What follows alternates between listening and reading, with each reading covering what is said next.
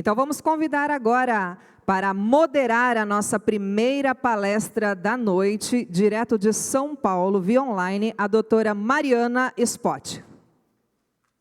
Boa noite, doutora. Boa noite. Estão me ouvindo bem? Muito bem. Então, tá bom. Bom, primeiro eu queria dizer que é um momento, de novo, muito especial para o CISA. É a 4ª edição, né, do Simpósio de Medicina do Norte do Mato Grosso. A gente, né, que faz parte do CISA, que somos sócios, cofundadores do CISA, a gente fica muito contente de poder trazer para Sinop, que é uma grande cidade, um grande potencial de medicina, conhecimento, né?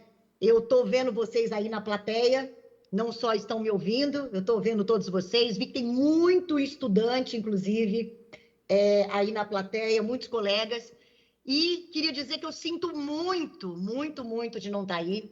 Eu tive uma intercorrência familiar com meu papai, mas esse é um momento muito especial do ano para mim. Então, é o primeiro de 4 que eu não estou aí presente, né? Mas eu queria dizer que eu estou muito feliz, que é a 4ª edição e que a gente consegue fazer todo mundo entender o quanto é importante trazer conhecimento para Sinop, porque Sinop é uma megalópole e merece que a gente traga os melhores do Brasil para dentro de Sinop, como é o caso agora dessa palestra que a gente vai ver de ressonância cardíaca na doença arterial coronariana, né? Queria agradecer demais o meu amigo Alfredo, que está aí, presencial. Alfredo, obrigada mais um ano por você ir para Sinop, passar o seu final de semana aí. Sinto muito de não estar jantando com você hoje, mas tem outras oportunidades. Mas obrigada, amiga. Eu sei a sua vida, tanta corrida, e você aceitou estar aí para trazer conhecimento para todo mundo. E queria também agradecer toda a equipe que organizou o simpósio, a KMB, a Rose, o meu sócio Luiz Afonso, e todo mundo que pôde se empenhar para poder fazer isso acontecer. Viu? Muito obrigada. Que Deus abençoe, que a gente possa estar sempre fomentando o conhecimento. Então, eu vou estar aqui para moderar, vou aprender com meu amigo Afonso, que todo ano eu aprendo. Todos os anos, assim, a gente tenta trazer o que tem de mais atualizado, né? De conhecimento a nível Brasil. E se tem alguma coisa atualizada a nível mundo, Brasil, é São Paulo, capital, que é onde o Afonso está. E queria aproveitar para agradecer a Marli, que é a nossa amiga, que não pôde também ir, que também teve uma questão de saúde, e o Afonso está dando essa aula de ressonância para ela. Marli, obrigada, já estava tudo comprado, passagem, tudo, ela estava indo, e teve essa intercorrência. Então, Marli, obrigada, o ano que vem a gente está junto, eu e você aí em Sinop, inclusive. Tá? Então, aproveitem muito, meninos, estudantes, aproveitem muito, meus colegas cardiologistas. O Alfredo é assim, totalmente aberto para pergunta, não tem papa na língua também, que nem eu. Então, assim, pega o microfone e pergunta mesmo, né, Alfredo? Ele lá já levantou a mão ali, ó. Então, assim, pode perguntar, não tem pergunta besta, não tem pergunta sem conhecimento. O importante é a gente trazer para Sinop o dia a dia, que é a medicina, cardiologia avançada, que é a ressonância cardíaca e tomografia de coronária. Obrigadão, vamos que vamos. Obrigada, doutora. Então, bom, como a doutora Mariane falou, a nossa primeira palestrante da noite seria a doutora Marli Wellendal, mas por motivos de saúde ela não pôde estar presente, mas o tema permanece o mesmo. Então vamos dar início à nossa primeira palestra da noite com o tema Ressonância Cardíaca na DAC, Diagnóstico e Prognóstico, com o doutor Alfredo Augusto Eyer Rodrigues, cardiologista.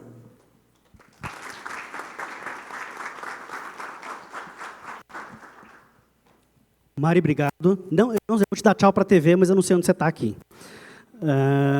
Bom, gente, boa noite. Meu nome é Alfredo, eu sou cardiologista de formação. Trabalho com imagem cardiovascular há mais ou menos uns 17 anos. Hoje, coordeno a medicina diagnóstica do DASA em São Paulo. E agradeço o convite da Mari, e o Luiz Afonso está aqui com a gente, pela terceira vez poder estar aqui e falar com vocês um pouquinho sobre imagem cardíaca. Antes de eu começar, quem é estudante? É a única pergunta que eu vou fazer para vocês, eu prometo. Primeiro, segundo ano, terceiro, quarto, quinto, sexto. Então, terceiro e quarto para vocês eu pergunto.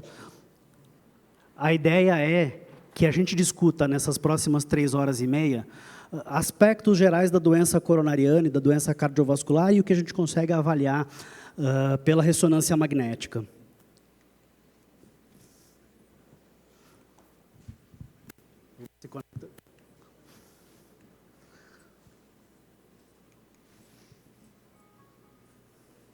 Foi. Meninos, não está indo. É a primeira vez que isso me acontece.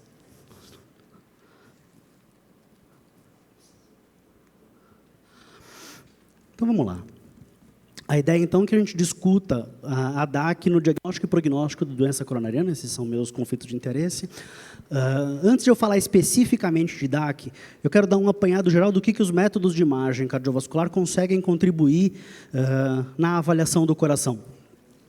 Então, quando eu começo a falar de coração, eu quero saber qual é o risco de eu, meu pai, minha mãe, meu avô ter um infarto.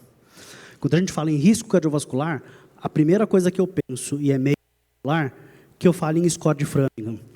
O Scott de Framingham, ele é antigo e ele é falho. Para complementar essa avaliação, a gente faz Scott de cálcio coronariano e eu prometo que amanhã a gente disseca isso um pouquinho melhor. Poxa, eu não quero só saber de risco, eu quero saber de doença. Por avaliação anatômica, pela angiotomografia, eu consigo dizer qual é o status da doença coronariana. Lesão grave, lesão não grave, a gente vai dissecar isso muito bem amanhã. Hoje a gente vai avaliar um pouquinho pela ressonância o que a gente faz. Pela ressonância a gente avalia perfusão, a gente avalia isquemia, a gente vai além. Poxa, não, eu já tenho uma doença instalada. O primeiro estágio de qualquer doença, de qualquer processo inflamatório, de qualquer processo ativo é edema. E o edema a gente avalia por ressonância, já que edema nada mais é do que acúmulo de água. Então, sequências T2, mapa T2, avaliam muito bem a ocorrência do edema. Não, eu não tenho só edema, eu já tenho doença instalada. Doença instalada significa necrose.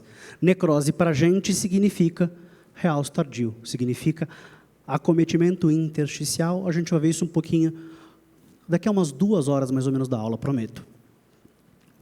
Então, nas doenças inflamatórias, eu consigo fazer uma associação. Poxa, miocardite o que é? É uma doença inflamatória causada por um agente qualquer. Pode ser autoimune, pode ser viral, pode ser bacteriana, pode ser o que quer que seja. A ressonância consegue fazer essa avaliação muito bem. Até tomografia eu consigo fazer algumas coisas nesse sentido. Não, não é miocárdio, é pericárdio. No pericárdio eu consigo avaliar muito bem se existe doença inflamatória, se existe doença infiltrativa, se existe tumor, derrames pericárdicos, existe doença restritiva, a ressonância consegue muito bem nesse sentido. Não, eu vou além. Não existem só doenças inflamatórias, existem doenças metabólicas, doenças de depósito, doenças infiltrativas. Passa para mim, acho que não está indo. Doenças de depósito, como amiloidose, sarcoidose, a gente consegue ir além. Poxa, não é só isso, eu tenho tumor. Existem alguns tumores cardíacos que podem acontecer, graças a Deus é raro, mas eles acontecem. Como é que a gente avalia isso na ressonância? Passa para mim, não, ele está pulando. Só porque eu falei? Acho que eu fui muito aqui, viu? Vou me apresentar de novo. Vamos lá.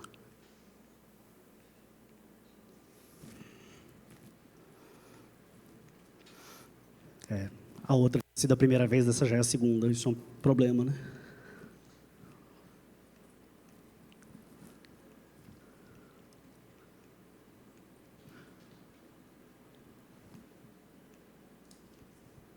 Aquele slide gigantesco de novo.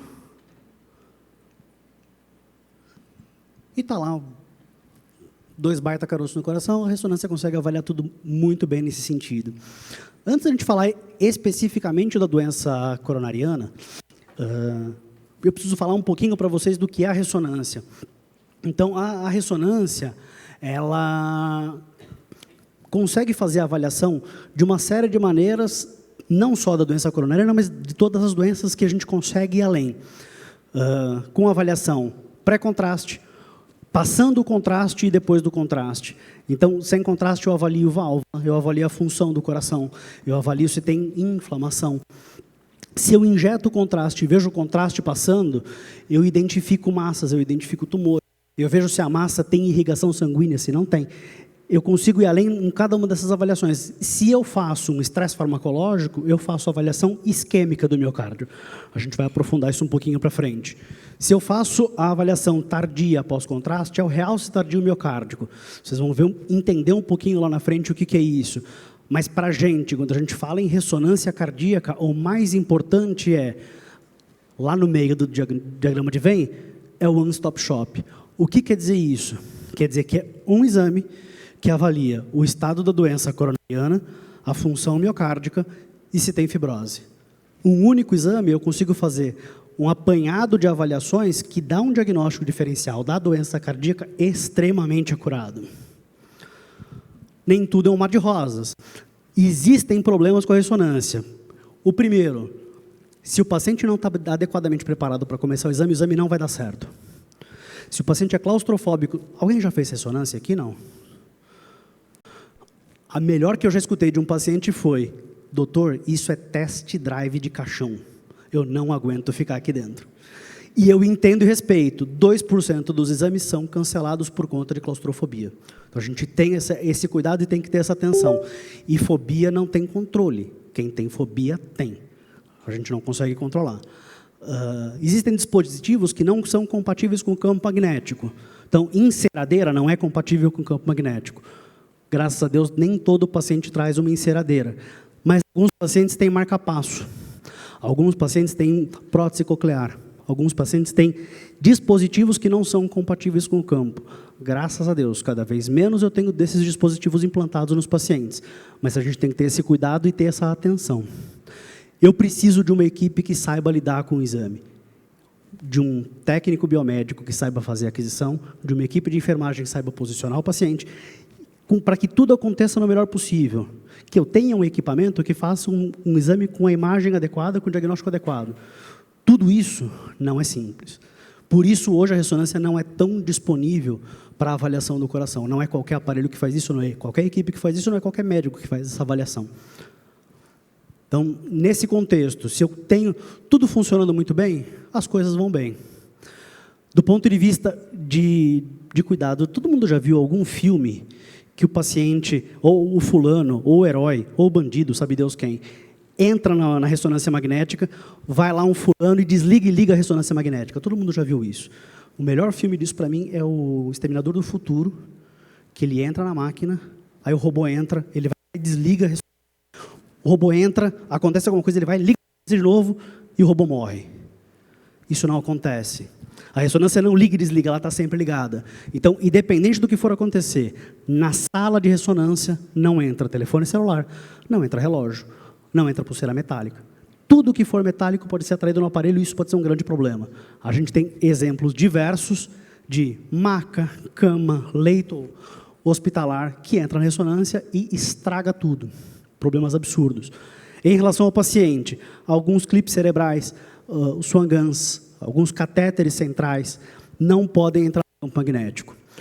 Hoje, nenhuma prótese valvar das atuais tem problema no entrar por... mas o paciente tem uma prótese metálica, ele pode entrar na ressonância?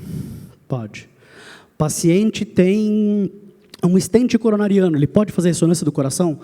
No mesmo dia que ele faz o implante, ele pode fazer a ressonância. A gente não tem essa limitação mais. Implantes cocleares, a gente já começa a ter alguns implantes cocleares que são com o campo magnético, a gente sempre tem que pesquisar nesse sentido. E alguns corpos estranhos ferromagnéticos. Então, por exemplo, o paciente trabalha com metal, trabalha com uma serralheria e já teve fagulha metálica no olho. A gente tem que tomar muito cuidado se esse paciente é seguro entrar ou não. Até tatuagem, em algumas situações, a gente tem que tomar cuidado de não deixar o paciente entrar na ressonância, porque podemos ter problema. Isso pode acontecer. A ressonância magnética, ela é um campo magnético absurdamente potente. O campo magnético da Terra é 0,005 Tesla. O aparelho de menor potência magnética que a gente usa hoje é 1,5 Tesla. A gente trabalha com um equipamento de 3 Tesla. Então, a gente trabalha com uma potência magnética extremamente alta. E a gente tem que tomar muito cuidado com isso. Cada vez mais a gente vai tendo dispositivos compatíveis com o campo e isso vem facilitando muito o nosso trabalho. Parei com a parte chata. Vamos para frente. Quando a gente quer fazer a avaliação de doença cardiovascular, de doença coronariana, por métodos de imagem, hoje a gente tem essencialmente 3 métodos de imagem que fazem a avaliação funcional. O ecocardiograma, a ressonância e a tomografia. Cintilografia faz uma avaliação funcional, talvez não seja mais o foco dela como já foi antigamente. Então, se eu quero fazer uma avaliação morfológica, ressonância ou eco fazem essa avaliação segmentar. Eu já vou mostrar para vocês por que a ressonância é melhor. Tem algum ecocardiografista por aí? Não? Não. Posso falar mal deles então. A avaliação da função diastólica. O eco sempre foi o padrão ouro para a avaliação da função diastólica e para a avaliação do strain miocárdico, que é a avaliação da deformidade, de como o coração relaxa. A ressonância começa a fazer essa avaliação e hoje a gente vem trabalhando cada vez mais com esse padrão de avaliação em que eu consigo ir além na avaliação do coração. Eu não estou vendo só se ele bate bem, eu estou vendo se ele relaxa bem, se ele deforma normalmente, se na hora da contração ele desce homogêneo, relaxa homogêneo, e tudo isso faz muita diferença de acordo com a patologia que a gente está investigando. Não só isso, mas eu preciso falar quais são os diagnósticos diferenciais para tal doença. Doença isquêmica do coração. O paciente chega com dor no peito no pronto-socorro. O que mais pode causar dor no peito e alterações de exame. A ressonância consegue ir além de todas as avaliações nesses contextos. Como que a ressonância avalia o coração? A ressonância avalia essencialmente 3 coisas. A função, a anatomia, a morfologia, como funciona o músculo quando o contraste está passando e como funciona o músculo depois que o contraste passou. Vamos dar uma dissecada em cada um desses aspectos. O exame começa com a avaliação funcional. Então, o paciente deita lá na máquina, está naquela posição deliciosa, todo amarrado, e as primeiras imagens que eu faço são essas. Então, eu estou fazendo imagem em que eu vejo o coração. Para quem não está habituado com a imagem, esse é o ventrículo esquerdo, essa é a porção anterior do ventrículo esquerdo, essa é a porção inferior. Aqui não dá para ver bem, tem a válvula mitral e o átrio esquerdo. Cada linhazinha verde dessas é uma fatia que eu faço do coração. Então, eu estou pegando lá a minha faquinha eletrônica e eu estou cortando aqui de cima da válvula mitral, eu vou descendo, descendo, até a pontinha do coração. Então, eu estou avaliando o coração da base até o ápice. Todos os segmentos, em média de 10, 12 cortes. Então, eu consigo avaliar com um corte muito refinado, da ordem de menos de 8 milímetros para cada corte, ponto a ponto. Então, eu vejo, inclusive, essas bolinhas lá no meio, eu consigo avaliar, inclusive, a morfologia dos músculos papilares. Então, a gente consegue ir além em toda a avaliação cardiológica com uma acurácia extremamente alta. Para a gente começar a falar mal do ecocardiograma. A dificuldade do ecocardiograma em fazer esse tipo de imagem é muito grande. Por quê? Ele precisa acertar o janelamento, acertar a posição para ver cada um desses cortes. Eles não conseguem fazer isso tão bem. Mais do que isso, eu não dependo do formato do tórax do meu paciente. Eu não dependo da posição do meu paciente. Eu não dependo de ele precisar ou não de alguma posição adicional para fazer a imagem. A imagem é sempre essa. Eu consigo fazer uma avaliação muito acurada do coração como um todo. E aí eu faço cortes e eu faço aquisições de imagem para que a gente consiga avaliar o coração como um todo. Então, a primeira imagem é um longitudinal 4 câmaras do coração, eu vejo lá ventrículo direito, átrio direito, válvula tricúspide, válvula mitral, átrio esquerdo, ventrículo esquerdo. É uma imagem extremamente clara em que eu consigo falar, mesmo para os meninos mais novos, eles entendem o que está acontecendo no coração. A gente não tem dificuldade de entender essa anatomia. Ela é bem tranquila.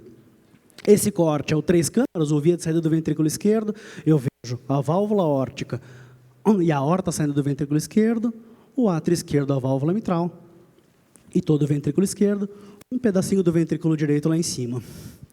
Esse é o mesmo corte que a gente tinha visto antes, ventrículo esquerdo e sua parede inferior, parede anterior, válvula mitral, átrio esquerdo.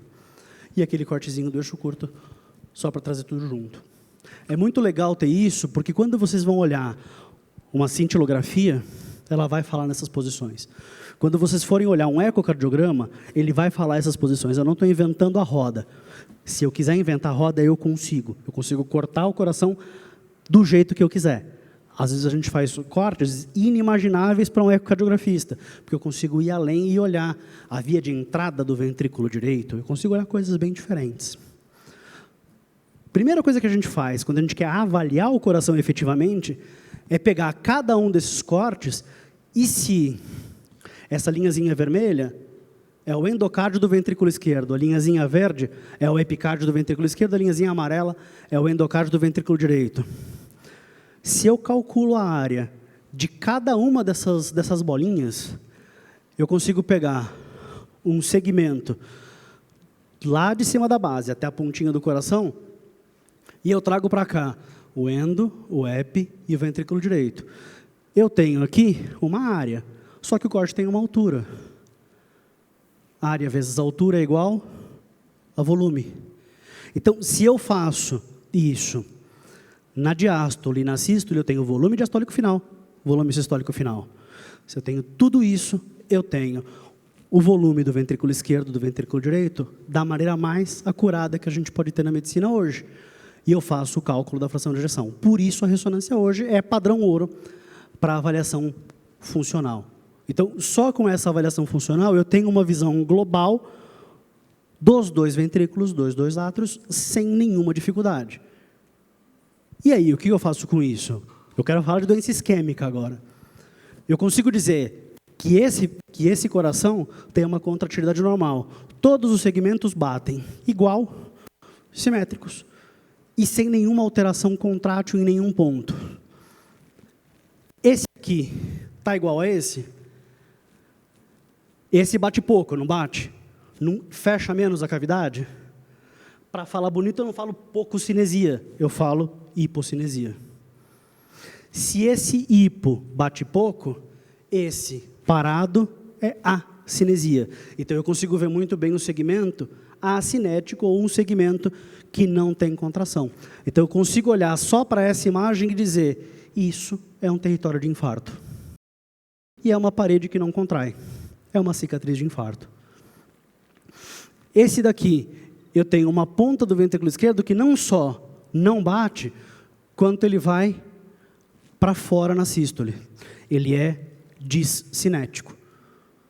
Então, hipo, discinético, e a gente não tem muita dificuldade de um para o outro caracterizar cada um desses aspectos.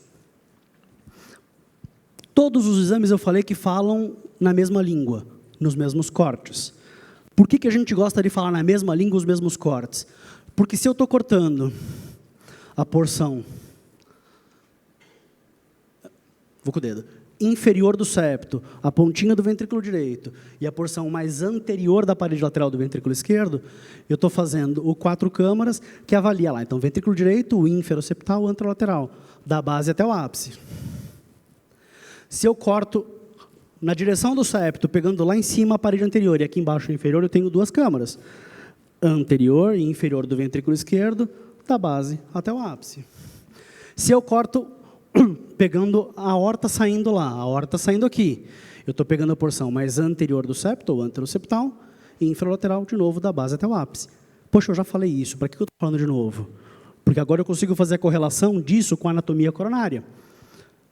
A gente fala nos 17 segmentos do ventrículo esquerdo, olhando para os segmentos lá 1, 7, 13, 17, 2, 8, 14. É o território irrigado por artéria descendente anterior. Então, se eu tenho uma alteração anteroseptal anterior, eu estou falando de artéria descendente anterior. Se eu tenho 4, 10, 15, 3, 9, eu estou pegando a porção inferior, alguma coisa na infralateral, ventrículo direito, coronária direita. Se eu pego o resto, eu estou falando da circunflexa. Então, olhando para todos esses aspectos da imagem da ressonância, eu consigo inferir que se eu tenho uma alteração anteroseptal, eu estou pensando em descendente anterior. Se eu estou olhando para a parede inferior, eu estou pensando em coronária direita e assim por diante. Poxa, eu tenho uma isquemia parede inferior. Eu vou pensar obstrução coronária direita. Se eu falo, poxa vida, eu tenho um paciente triarterial, mas eu faço a ressonância, e na ressonância eu tenho uma cicatriz de infarto que queimou absolutamente toda a parede anterior, eu já sei que esse paciente não precisa de tratamento descendente anterior. E eu já vou dissecar esse lado para vocês também. Mas isso é muito importante, isso é muito... Eu vou falar que é legal, eu faço isso, eu gosto. Poxa, mas não só de avaliação de infarto, propriamente dito, a gente vive. Esse é um caso, já tem uns 2, 3 anos, de uma paciente que chegou com dor no peito, fez o cateterismo coronárias normais. Poxa, mas todo mundo jurava por Deus que era um infarto com supra, pior infarto possível e imaginável. Fez a ventriculografia, aqui em cima contrai, aqui embaixo não contrai. Alguém tem ideia do que seja isso? Não vou perguntar nem para os meus do terceiro semestre, mas o pessoal do quarto que está aí já podia saber. Não vou perguntar, eu não vou fazer isso, eu prometi que não ia. Mas isso é a doença de Takotsubo, a síndrome de Takotsubo. Alguém já ouviu falar na síndrome do coração partido? É isso. É uma síndrome catecolaminérgica em que eu não tenho infarto, mas parece que é. Só aqui em cima contrai, aqui embaixo não. Por que a ressonância é legal nesse caso? Porque ela faz o diagnóstico diferencial de se isso realmente foi ou não um infarto. Eu posso ter um infarto com coronárias normais. A ressonância dá essa informação, essa é a imagem da cine-ressonância. Mesmo paciente. Chegamos no ponto em que eu já fiz toda a avaliação funcional. Agora eu quero saber se tem alguma coisa a mais. Eu preciso do contraste. O contraste que a gente usa na ressonância é o gadolínio. Ele é um meio paramagnético, então eu tenho uma tendência a não chamar ele de contraste. Eu tenho a tendência a chamar ele de um meio que altera como as coisas funcionam. O gadolínio é lá um lantanídeo que é extremamente tóxico para o corpo quando isolado. Se eu pego e chupo uma pastilhinha dessa de gadolínio, a chance de eu ter uma intoxicação grave é grande. Por isso a gente não faz isso, a gente usa as formulações. As formulações diversas são essas, eu gosto de deixar todas aqui. Se vocês quiserem ter foto, guarda isso. Qual é a importância? Dependendo de como for a formulinha lá do gadolínio, eu posso ter menos segurança em dar para o paciente com doença renal, mais segurança de dar para o paciente com doença renal. Então eu posso ser conservador ou mais agressivo no uso desse contraste para o paciente, inclusive renal crônico. Inclusive renal crônico em nível dialítico. Se o paciente faz diálise, ele pode receber gadolínio? Pode. Eu só preciso amarrar a diálise ao dia do uso do contraste. A gente precisa fazer isso muito bem amarradinho. Se vocês quiserem, a gente pode conversar sobre isso depois. Como é que ele funciona para o músculo cardíaco? O gadolínio ele é um meio de contraste extracelular. Ele não entra na célula, ele só vai no interstício. Então, ele banha o interstício homogeneamente. Entra e depois de entre 5 e 10 minutos, ele sai. O que funciona para tirar o gadolínio e ele sair? Eu preciso ter uma irrigação sanguínea adequada. Eu não posso ter fibrose. Porque se eu tenho fibrose, a irrigação sanguínea não é adequada, ele vai ficar lá preso. O que acontece?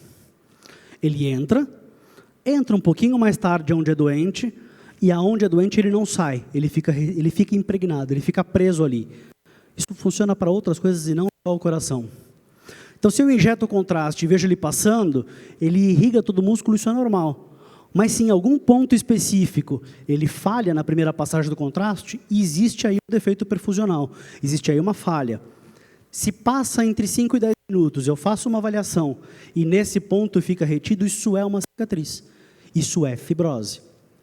Então, esse é o papel do gadolínio, esse é o papel do contraste na ressonância magnética. Simples isso? Não, né? Vamos entender na prática como é que acontece. Quando eu passo o contraste pela primeira vez, eu tenho a perfusão miocárdica. Então, o que eu quero avaliar em um primeiro momento na doença coronariana. Se eu usar um agente estressor, um agente que vai fazer o miocárdio chegar no limite perfusional dele, se eu tiver algum ponto que não é bem irrigado, ele vai sofrer. Então, essa é a avaliação de isquemia. Então, eu faço um estresse, teoricamente pode ser farmacológico, físico. Eu só não vou falar estresse emocional, porque eu não vou ficar xingando ninguém dentro do aparelho, já basta ele estar lá dentro. Mas a ideia é que a gente submeta o coração a um nível de frequência cardíaca, de pressão arterial, de perfusão inadequada e avalie como ele funciona.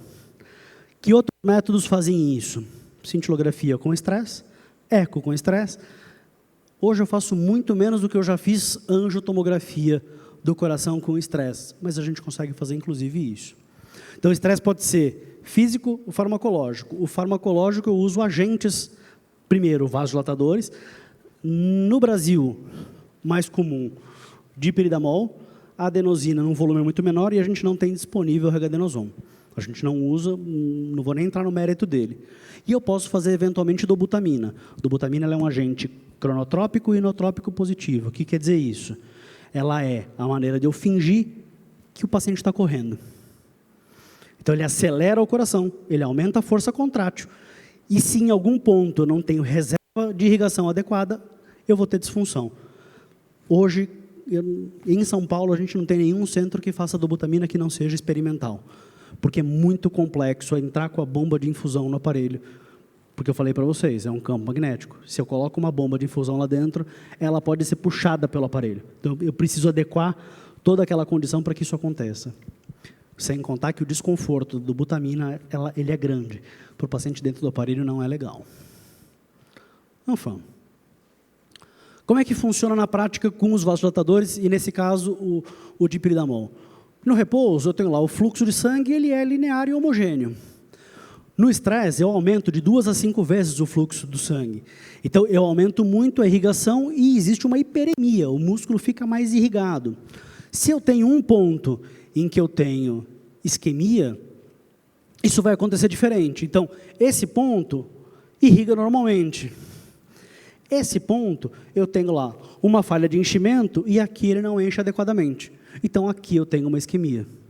Então, é um ponto. Eu tenho uma obstrução e essa obstrução determina sofrimento do músculo. A gente já tem uma paulada de trabalho desde o final da década de 90, falando sobre essas avaliações.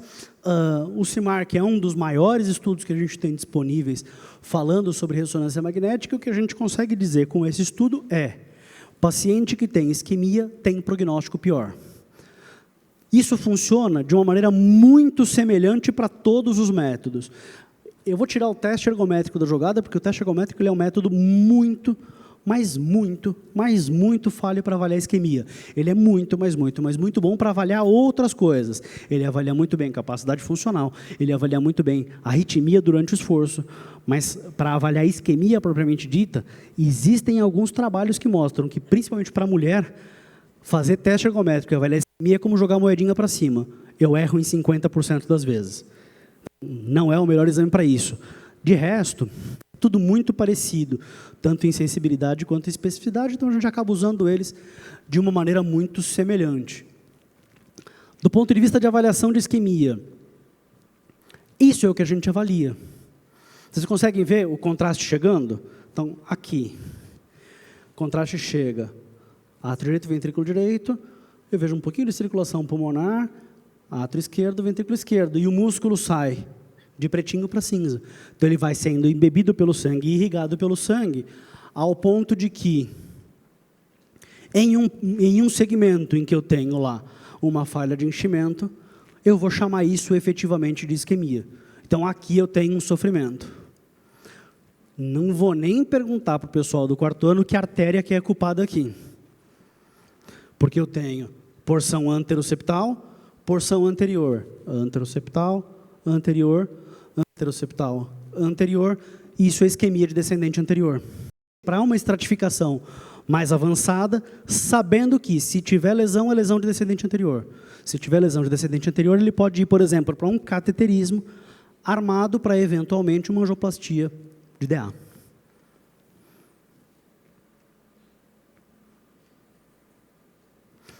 Essa avaliação que eu fiz agora, ela é uma avaliação qualitativa.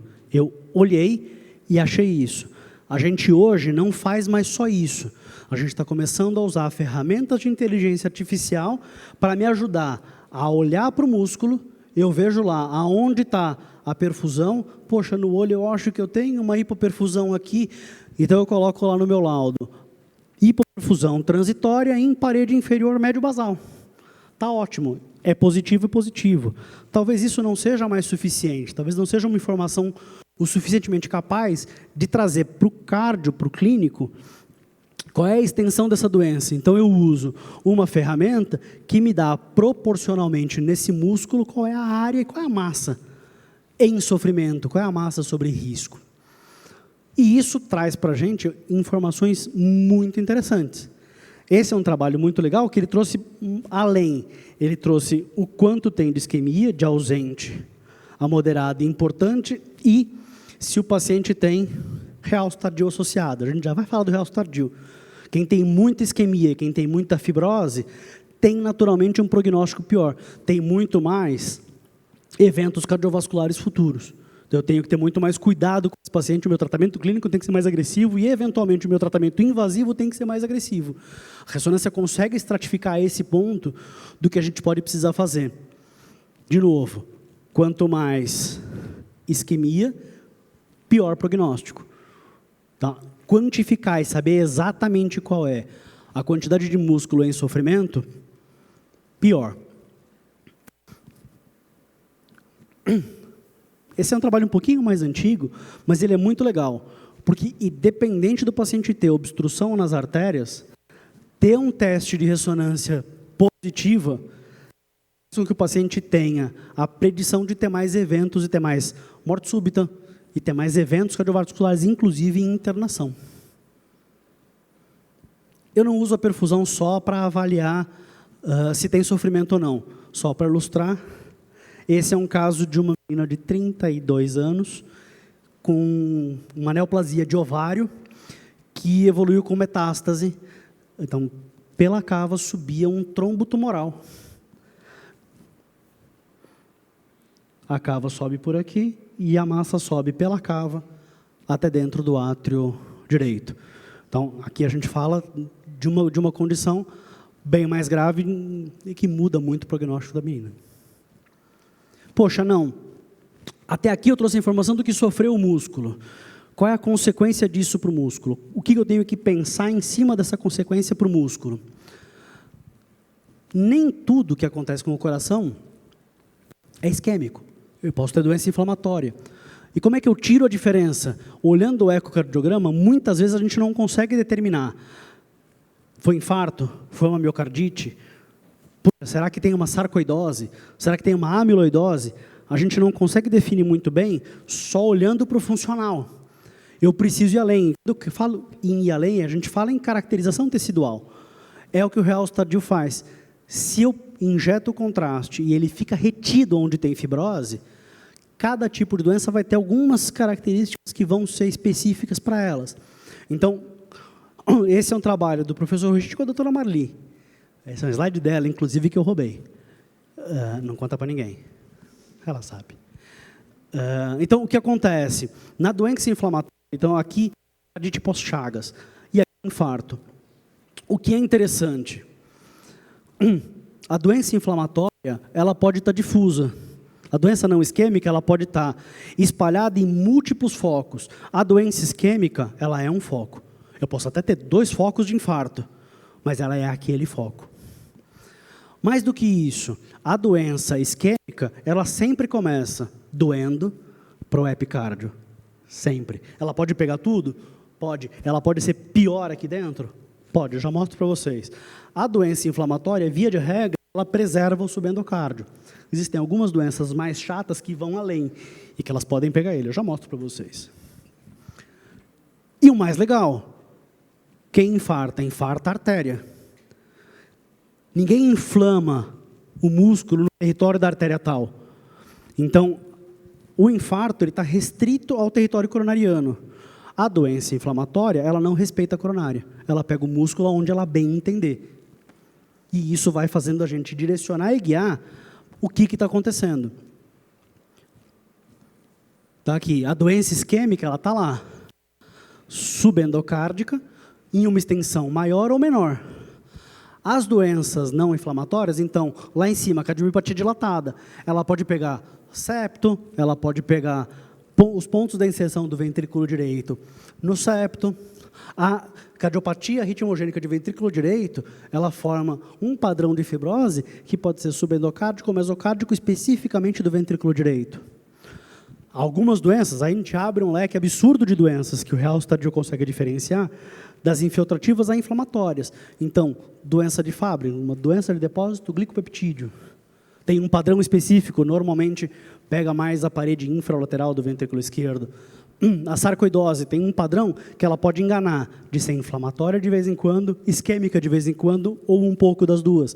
Tem características específicas. A miocardite, é o que a gente mostrou agora há pouco, focos esparsos, mesocárdicos. A amiloidose, ela é um realce tardio difuso, denso, que normalmente começa de dentro para fora. Juntando todas as características, a gente junta funcional, anatômico, morfológico e realce tardio para dar diagnóstico. Desculpa, pulei. Aqui, eu posso ir lá, desculpa, do EP para o mesocárdio, e aí eu consigo fazer diagnóstico diferencial de cardiomiopatia para todas essas doenças. E a gente tenta dar um direcionamento, junta a clínica, junta antecedentes, junta tudo que a gente tem do nosso paciente e esse padrão de realce tardio, a gente consegue ir muito além nesse diagnóstico. Então, a paulada de diagnósticos e a quantidade de informações que o realce tardio me permite dar, ela é extremamente potente. Então, a gente usa isso no dia a dia e é aqui que está a cereja do bolo da ressonância. Porque eu consigo pegar um paciente que tem uma insuficiência cardíaca ou que tem uma alteração contrátil do ventrículo e eu digo para o paciente, você tem uma doença isquêmica, você teve um infarto. Poxa, mas será que eu tive um infarto? Eu não sei se eu tive um infarto 30 anos atrás. A ressonância consegue diferenciar isso. Já tive pacientes que vieram e falaram assim, não, eu tive um infarto 20 anos atrás, e eu fiz cateterismo, mas não tinha nada entupido, mas eu tratei o meu infarto. Não foi um infarto, foi uma miocardite. Mas como é que você sabe? A ressonância entrega. A gente consegue fazer isso muito bem. Então, na doença isquêmica, esse é o trabalho antigo, de 99, eu não tinha nascido. Jamais. Mas o que ele fez de legal? Legal para a gente é que gosta da ciência, porque ele matou o cachorro e infartou o descendente anterior.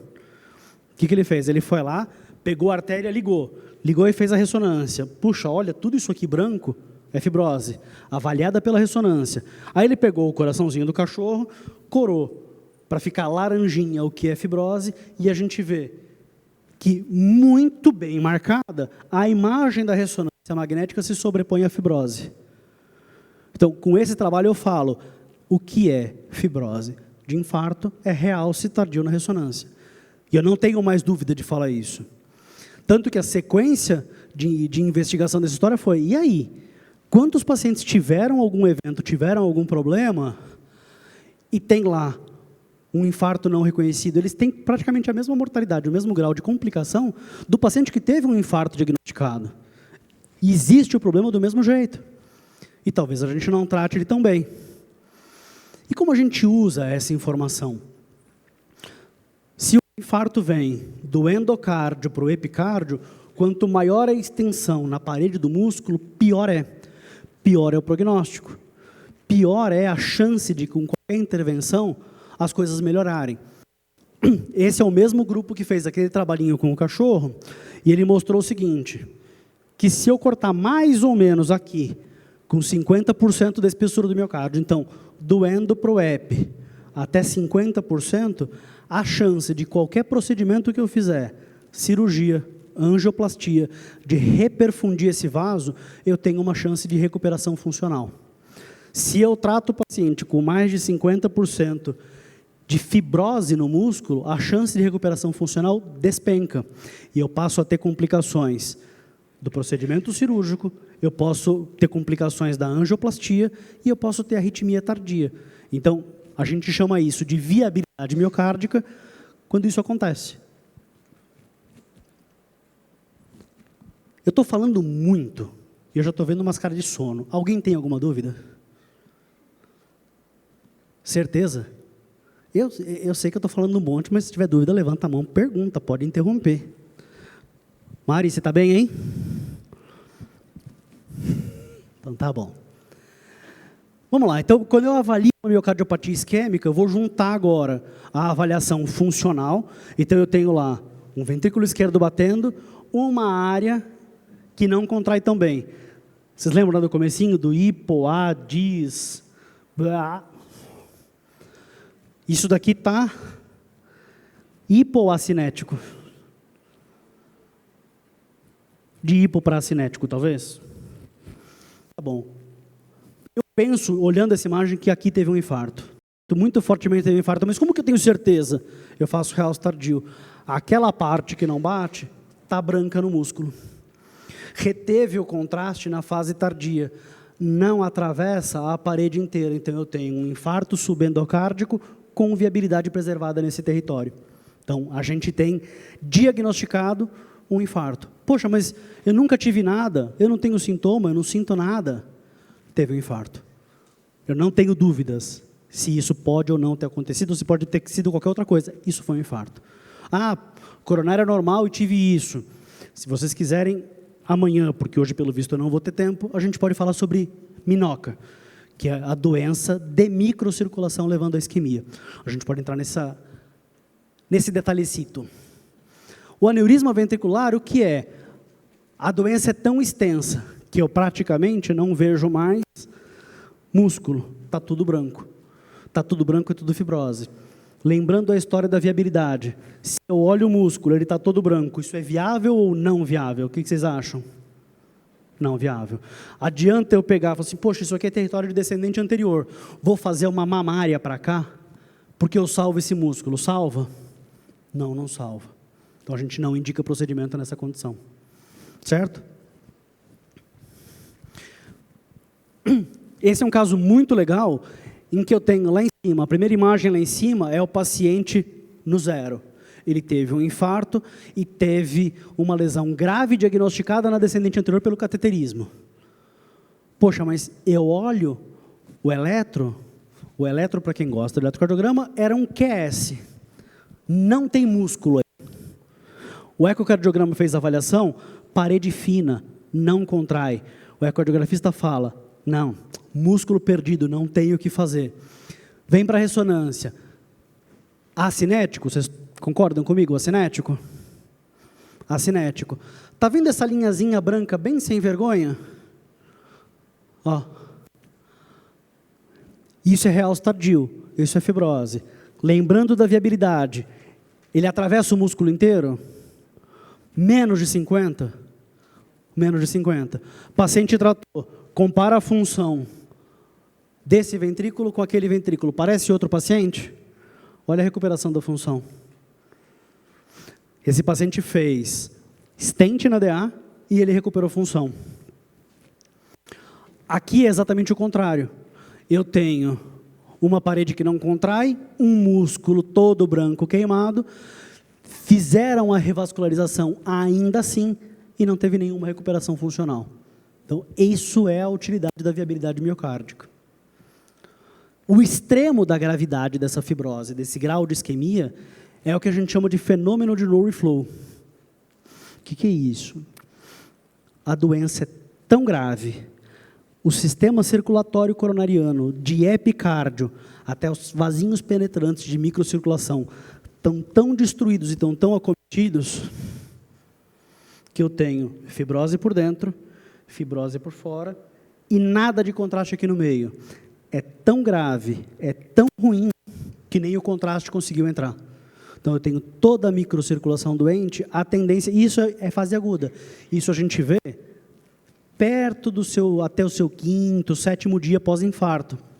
A tendência disso daqui é evoluir para aneurisma ventricular. Não existe recuperação do músculo e, mais do que isso, existe uma chance muito grande de esse paciente que tem o padrão de obstrução microvascular ou no reflow, uma mortalidade maior. Então, se eu vejo essa imagem na ressonância num pós-infarto, eu tenho muito mais medo, eu tenho que tomar um controle muito maior com esse paciente. Ele vai ter mais disfunção, ele vai ter mais arritmia ventricular e um risco maior de morte súbita. Vou fazer um paralelo rapidinho com as doenças não isquêmicas. Então, se teve um trabalho lá que mostrou a peça anatômica do aonde tem realce tardio, aqui ninguém fez miocardite no coração de ninguém para matar e depois jogar tinta, tá? É peça anatômica de estudo. Então, eu tenho lá o realce tardio e eu tenho a mesma imagem corada. Então, o mesmo paralelo que eu faço, a doença isquêmica faz realce tardio, a doença não isquêmica também faz. O que muda é o padrão. Então, eu tenho lá doenças que podem ser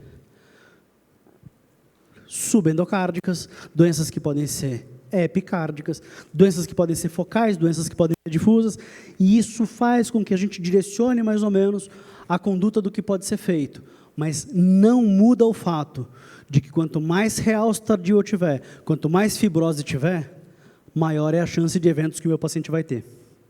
Então, se eu falo, o paciente tem miocardite e tem muito realce tardio, esse paciente vai ter mais morte súbita, ele vai ter mais evento cardiovascular. Poxa, não, se eu juntar isso para cardiomiopatia hipertrófica, mesma coisa. Se eu tenho mais de 10, 15%, dependendo da literatura, de fibrose numa cardiomiopatia hipertrófica, esse paciente tem mais morte súbita. Hoje, já é indicação de implante de cardiodesfibrilador implantável para um paciente com CMH e 15% de fibrose. Já é indicação absoluta, independente de outros fatores. Quanto que eu falei? Deu 1 hora? Posso falar mais umas 2? Então, para fechar de hoje, ressonância, padrão ouro para avaliação da função do ventrículo esquerdo. Para avaliação de isquemia, semelhante, eu gosto de dizer que a gente é melhor, mas a gente é igual. A medicina nuclear e ao ecoestresse. E é padrão ouro para avaliação de realce tardio. Prometo que amanhã eu volto, e aí a gente pode trazer mais coisa para falar de imagem. Obrigado, gente. Dúvidas? Alguém tem dúvida? Mari.